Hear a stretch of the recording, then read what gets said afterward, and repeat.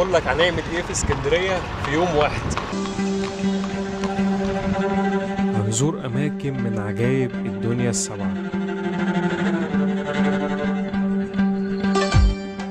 شوف مكان بقى في اسكندريه، المكان ده اكتشفوه بالصدفه، وهنقابل سياح عراقيين وهنسالهم عن رايهم في مصر.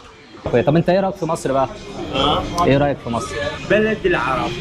بلد العرب. ام تعتبر الدنيا. تعتبر يعني انا بنظري كان يعني شخصيا ما لي علاقه بكل مكان واجد. انا اعتبر انه مصر الاساس، البيت، الام.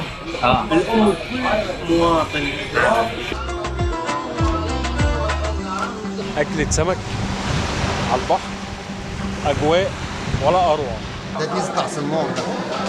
بوسه بلدي وبالمطاري. من اول شارع النصر